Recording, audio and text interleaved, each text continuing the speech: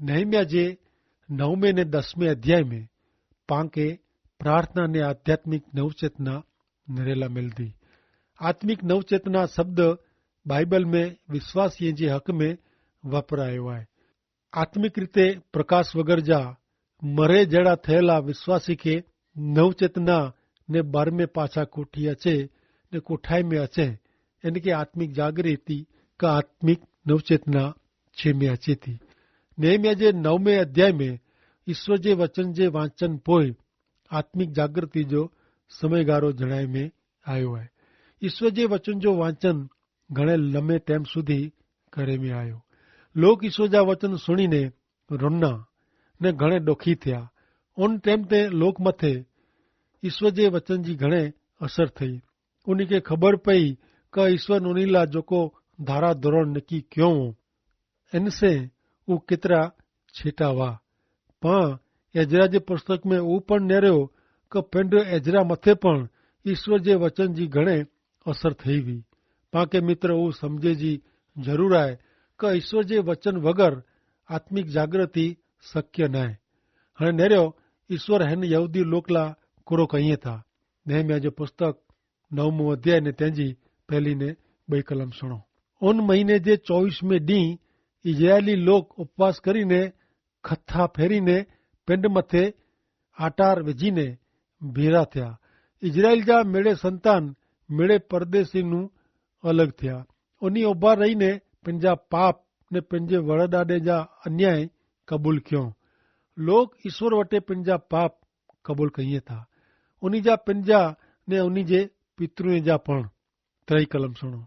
उन्हीं पंहिंजी जगह ते उभा रहीने हिकड़े पौर सुधी पंहिंजे देव यहोवा जे नियम शास्त्र जो पुस्तक वांचियो ने पौर में उन्हीं पाप कबूलात करीने पंहिंजे देव यहोवा जो भजन क्यों। ईश्वर जा वचन लोक के उन्हीं जे पाप जो भान करायो। उपवास कोथरा ऊंडणा ने आटार लोक जी प्रमाणिकता सूचवे थी। पाप कबूलात पोइ लोक ईश्वर जी आराधना करेला मंड्या। लोक जो बाइबल जे ईश्वर जे पवित्र वचन तरफ फिरे त उन्हीं जो टीकाकोर वलण परिया थिए ने ईश्वर वटे पंहिंजा पाप कबूल करे जो शुरू कईं। अई ने आऊं ईश्वर वटे पहला पंहिंजा पाप कबूल कयूं नका पाके ॿियो कीअं कबूल करे जो रह नथो। मित्र जो आके अहिड़ो लॻंदो वे कि आके ईश्वर वटे पाप कबूल करे जो न आहे त अई बाइबल जा पवित्र वचन सुणो। इजरायली लोग खासो लंबो टाइम ईश्वर जा वचन वांचियो ने तंहिं पोइ जेको वांचे में आवल ईश्वर जे वचन प्रमाणे कम कयो अॻियां वधिया उन्हीं पंहिंजा पाप कबूल कयो। मित्र पां ईश्वर के पंहिंजी बरोबर जा रखी सघो नथा। घणे लोग अहिड़ो करे जो प्रयत्न कइए था। अहिड़ो करींदड़ लोग पंहिंजी जात के ने पिंड के छेतरीए था। इन विषय 1 यूहन 1 अध्याय ने 8वीं कलम में पाके जाने ला मिले तो कि पां में पाप न आहे। अहिड़ो जो पां चऊं त पां पिंड के छेतरियूं था ने पां में सच्चाई न आहे। पण जो ईश्वर वटे पां पंहिंजा पाप कबूल कयूं त उहो पंहिंजो वचन पारींदा ने योग्य करींदा। उहो पंहिंजे पाप जी माफ़ी ॾींदा ने मिड़े बूंढाई से पांखे शुद्ध करींदा।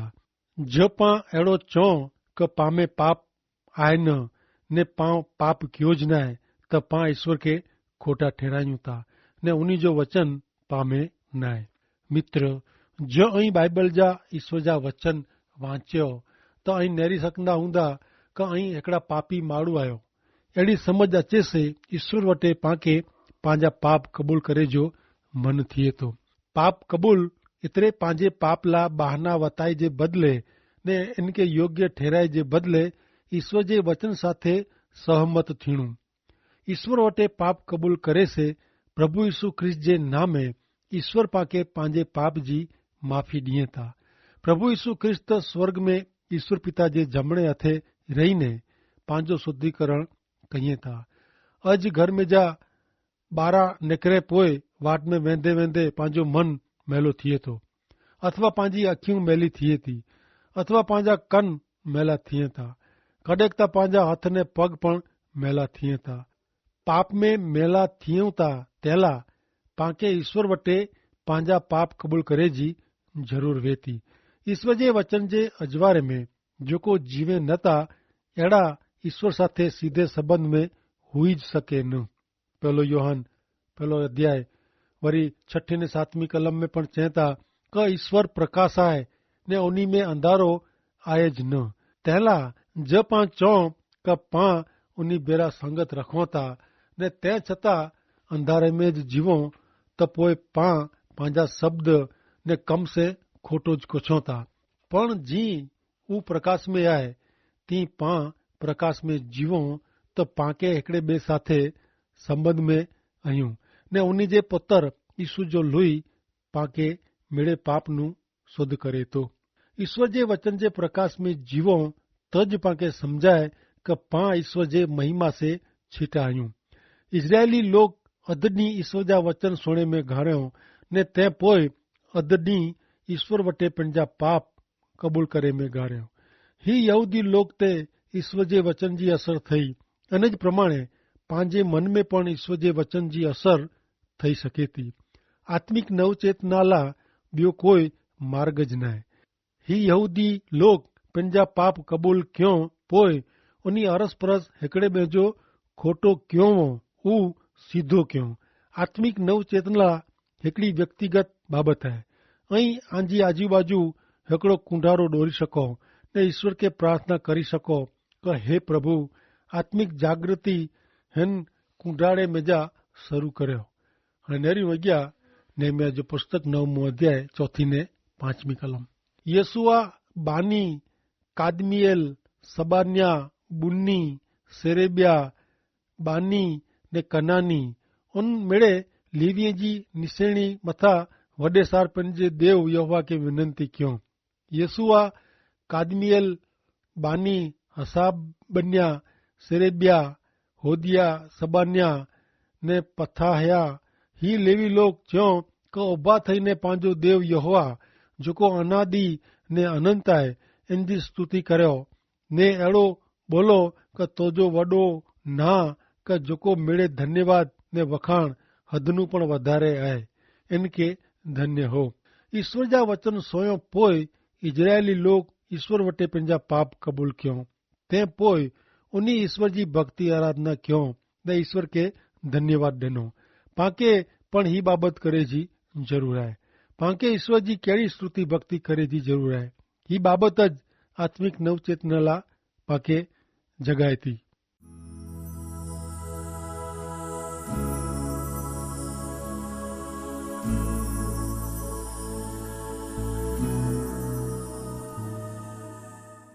हाणे नेरियूं 9 अध्याय जी 6 कलम। हिते लिखियलु आहे क तूं हिकिलो हा तूं हिकिलो ज यहोवा आहीं।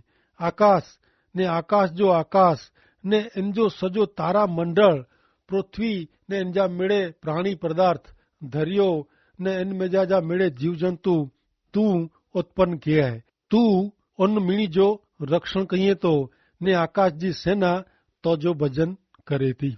मित्र ऐं कोरो कॾहिं दरिये जे किनारे उभा रहीने दरिये जा मोजा पाइण ते पछड़ाईंदे नेरो आहियो। गामनू ॿारा खेतर में रात जो उभा रहीने आकाश में नज़र कयो आहियो। केतिरा मिड़े तारा अरे रे लेखिया लेखा जे ने चोंडियूं त चोंडा जे न एतिरा। वहला सुबुह जो उगदल सूरज ऐं नेरियो आहियो। सांझी टाणे आकाश में रंगोड़ी ऐं कॾहिं नेरियो आहियो।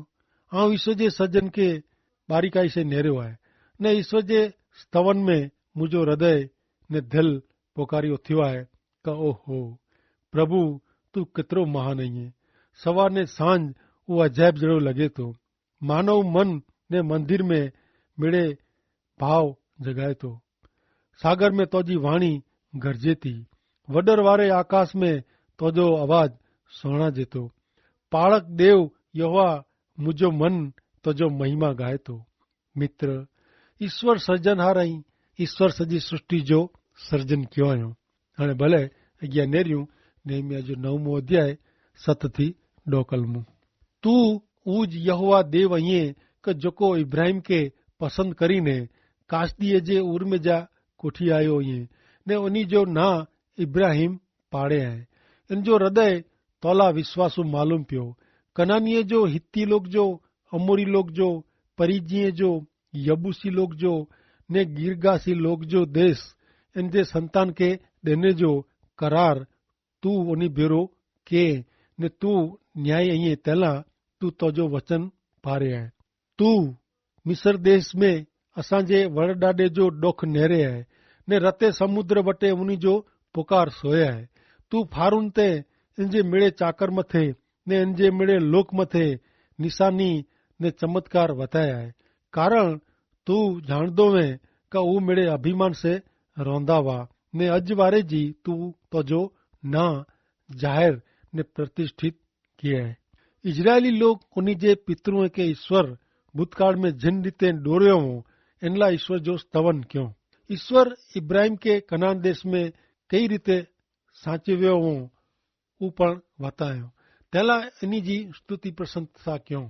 ईश्वर इजराइल प्रजा के मिस्र देश जी गुलामी में जा छुड़ायो हो ने रण में चमत्कारिक रीते संभार्यो हो ने तेला ईश्वर जी स्तुति भक्ति क्यों। ईश्वर उन प्रमाणे जो रक्षण क्यों ने इनके साचवी रख्यो। इजरायली प्रजा के खबर हुई का ईश्वर उन्हीं जो सर्जनहारता आयज पण इन उपरांत ईश्वर उन्हीं जा उद्धारक पण आई पा पण ही बाबत ला ईश्वर जा आभारी बनी रेजी पाके पण जरूर है। ईश्वर सर्जनहार आई ने ही उन्हीं जो जगत है तेला पाके ईश्वर जो आभार मनणो खपे। ईश्वर उन्हीं जा पुत्र प्रभु यीशु ख्रिस्त मार्फत है पाला दुष्कर्म जे बंधन में जा पाप जी शिक्षा में जा उद्धार जी योजना क्यों हो तेला पाके ईश्वर जो आभार मनणो खपे। मित्र कोरो अई ईश्वर के चयो का अई उन्हीं के प्रेम करो था पाके अड़ो करे जी जरूर है। पाके ईश्वर जी आभार स्तुति करेला ईश्वर जे मंदिर में वनो त्या सुधी वाट नेरी जी जरूर न जे वटा मेरे आशीर्वाद मिले था ओन ईश्वर जी पाके जिते अयूं हुडाज स्तुति भक्ति ने आराधना करी सको था। ईश्वर सज्जना रही उन्हीं पांजी मेरे भौतिक जरूरियातूं पूरी पाड़ियो आयो तेला ईश्वर जो आभार मनो। ईश्वर केतरा अजायब जड़ा आई भले हाणे पाण अॻियां नेरियूं नेहमिया जे 9वें अध्याय जी 34 थी 35 कलम हिते लखल आहे क असांजा राजा असांजा सरदार असांजा याजक ने असांजा वड़ॾाॾा तुंहिंजो नियम पारियो न रहियो ने तुंहिंजी आज्ञा के तुंहिंजो साक्ष्य जैसे तू उन्हीं के चेतवणी ॾिने उन्हीं ते उन्हीं ध्यान ॾिनो न उन्हीं ते वॾो उपकार करीने राज्य ॾिने ने वॾो निरोक्षम देश उन्हीं के सौंपे ते छतां उन्हीं तुंहिंजी सेवा क्यों न ने कुकर्म क्यों पण पाछा हटिया न। ऐं नेरियो ईश्वर इजरायली प्रजा के कहिड़ा आशीर्वाद ॾिनो हो ते छतां इजरायली राजा सरदार याजक ने वडील ईश्वर जी आज्ञा के अधीन थिया न। ईश्वर जो आभार मनेला पां वटि घणे कारण आहिनि ते छतां इजरायली लोग पाप करे जो चालू रखियो ने पां पण पाप કર્યા કયું था। ईश्वर क्या सुधी धीरज रखे सहन कईं। हाणे नेरियूं नेहमिया 9 अध्याय ने 36 कलम देश जेको तू असांजे वड़ॾाॾा ने परॾाॾे के ॾिने आहे इन जो फल ने खासी उपज ऊ खाए उन देश में असीं अज दास आहियूं। इजरायली लोग समझी विया का उन्हीं ते अज ईश्वर जो न्याय चुकादो अची वियो आहे। कोरो ईश्वर जो न्याय चुकादो पाते अची सके कोलाए न अचे जरूर अची सके तो पां पाप रखे जो चालू रखो तो ईश्वर क्या सुधी धीरज रखे। हाणे अॻियां नेरियो 9 अध्याय 37 ने 38 कलम असांजे पाप जे कारणे राजा जेको असां मथे तू ठहिराए आहे उन्हीं के देश में जा घणे उपज मिले थी वरी ऊ राजा पंहिंजी इच्छा प्रमाणे असां ते असांजे जानवर ते सत्ता हलाईं था। इन प्रमाणे असीं वॾी मुसीबत में अची विया आहियूं। उन्हीं मीणी जे कारणे असीं नेकी करार कयूं था ने ऊ नोंधियूं था इन ते असांजा सरदार असांजा लेवी ने असांजा याजक पंहिंजी छाप कईं था। हिन करार जा मुद्दा पाके नेहमिया जे हिन पुठिया जे अध्याय में नेरेला मिलंदा। इजरायली प्रजा जा हरेक आगेवान हिन करार ते पंहिंजी छाप मारियो हो। इजरायली लोग ईश्वर जे वचन ते के आधीन थे जो नक्की कयो। ऐं मित्र ईश्वर साथे कहिड़ो करार कयो हुयो लोग पंहिंजे जीवन में अलग अलग घणे बाबत ला करार कहीं था, पर मूंखे समझाजे नथो कि ईश्वर साथे करार करे से लोग कोलाए निर्जय था। मित्र, जो અહીં ઈશ્વર કે સચાઈ આધીન જીવન જીવેલા મંગો था तो ईश्वर साथे करार करे में आंजो कीअं फिटेवारो न आहे। जो અહીં प्रभु यीशु ख्रिस्त जे शरणे अचीने आजे दुष्कर्म जे बंधन में जा, आंजे पाप जी शिक्षा में जा मुक्त थिया आयो त आंजे भाला, आंजी भेण ला, आंजे माता पिता ला, आंजे बाळक ला, आंजी पत्नी ला, आंजे पति ला, आंजे पड़ोसी ला, आंजे गाम का शहर ला, आंजे राज्य ला ने आंजे देश ला ईश्वर के नियमित रीते प्रार्थना करेला ईश्वर वटे ने ईश्वर साथे करार करी शको था। पण याद रखो, ईश्वर साथे रमत थई शके न। ईश्वर केतरा कृपाळु आई। जब पां ईश्वर साथे गंभीरता से रोंदासी तो ईश्वर पां साथे गंभीरता से रोंदा। हाणे नेहमिया जे 10वें अध्याय में इजरायली लोग ईश्वर साथे करार कईं था, ऊ उन करार साथे ने मथे पंहिंजी सही कईं था। मित्र, અહીં કોરો કડે ઈશ્વર સાથે કરાર કયો हुयो? અહીં કડે પણ પ્રભુ के कोई वचन ॾिनो हुयो? करार हिकिड़ी गंभीर बाबत आहे। ईश्वर जाणेला मंगे था क ईश्वर साथे पां गंभीरता से रोंदासी क की, गंभीरता से वर्तींदासी क की। हाणे नेहमिया जे 10वें अध्याय में पाके सौ पहला नेरेला मिले तो क ॾिने में आवल यादी में सरसूबे नेहमिया जो ने 22 याजके जो समावेश करे में आयो है। ऊ करार मथे पंहिंजी छाप मारीए था। करार मथे हरेक लेवी पंहिंजे कुटुंब जो ना जी सही करे तो ने हिन उपरांत इजरायली लोग जा 44 आगेवान जा ना यादी में शामिल करे में आया आहिनि। त हाणे सुणो नेहमिया जो पुस्तक तंजो 10मों अध्याय ने 29वीं कलम। हिते लिखल है क ऊ पंहिंजे भाईअ के ने पंहिंजे अमीर लोग के विड़गी रहियो, उन श्राप जो स्वीकार कयो ने सौ खाधो क देव जे सेवक मूसा मार्फते ॾिने में अवल देव जे नियम शास्त्र प्रमाणे असांखे रोणो, असांजे प्रभु यहोवा जे मेड़े आज्ञा, इन जा मेड़े हुकम ने इन जी विधियूं पारणी ने इन जो अमल करणो।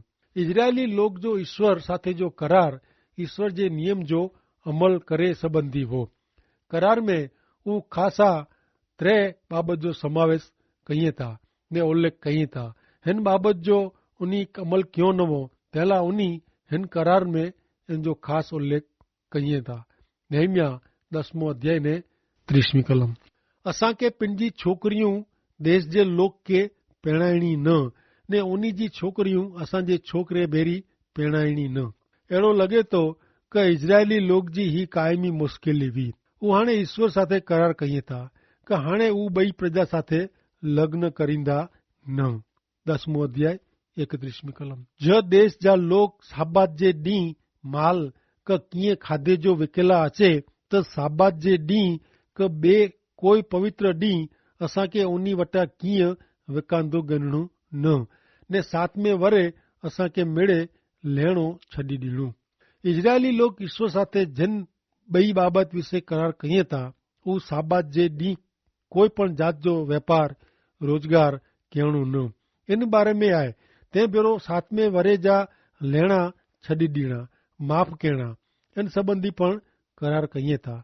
जेको 3 बाबत आहे उहो ईश्वर साथे जे करार में करे में आवल ऊ प्रथम फल ने बलिदान जी जोगवाई संबंधी आहे।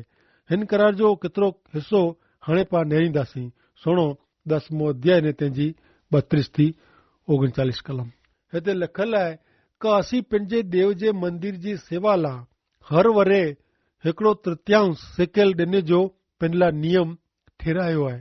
अर्पण करे जी रोटली ला ने रोज जो खाद्यार्पण ला, साबात जा ने चंद्र दर्शन जा, रोज जे दहनार्पण ला ने नकी करेल परब ला ने पवित्र कम ला ने इजरायली ला पछतावो करेला पापार्थार्पण ला ने असांजे देव जे मंदिर जे मेड़े कम ला ॾिने जो नियम ठहिरायो। नियम शास्त्र में लिखे प्रमाणे असांजे देव यहोवा जी वेदी ते ॿारेला असांजे वरॾाॾे जे कुटुंब प्रमाणे हर वरे ठरावियल टाइम ते असांजे देव जे मंदिर में लकड़े जा अर्पण खणी अचेला। असीं एतिरे याजक लेवी ने लोग चिठियूं फुगाई, वरी असांजी धरती जी पहली पैदाश ને मेड़े जात जे झाड़ के आवल पहला फल हर वरे ईश्वर जे मंदिर में खणी अचेला पण चिट्ठियूं फोगाए में आवई। वरी नियम शास्त्र में लिखे प्रमाणे असांजे पुत्र में जा पहला जन्मेला ने असांजे ढोर जा ने असांजे घेटे बकरे जा पहला जन्मेल के असांजे देव जे मंदिर में याजक वटे कोठी अचेला पण चिट्ठियूं फोगाए में आवई। असांजे बदल लोट जो पहलो हिस्सो ने असांजा अर्पण ने मिड़े जात जे झाड़ जा फल द्राक्षारस तेल याजक वटे असांजे देव जे मंदिर जे ओरड़े में ने असांजी जमीन जी उपज जो दसांस लेवी वटे खणी अचेला पण ठराव कयूं की का उहे लेवी लोग असांजी खेती जे मिड़े नगर में जा दसांस गिने था। लेवी लोग दसांस गिने उन टाणे हारून जो पुत्र याजक उन लेवी बेरो रहे। लेवी लोग उन दसांस जो असांजे देव जे मंदिर में जा जी ओरड़ी में अथवा भंडार में खणी अचणू की का जिन ओरड़ी में पवित्र स्थान जा वासण रखे में अचे था। इनमें इजरायली लोग ने लेवी लोग सेवा करींदल याजक द्वारपाल ने गवैयेला अनाज जो द्राक्षारस जो ने तेल जो उच्छीलियार पण खणी अचणू ने असीं असांजे देव जे मंदिर जो कॾहिं त्याग करीबो न। ईश्वर पिता आके आशीष ॾियो। आमीन।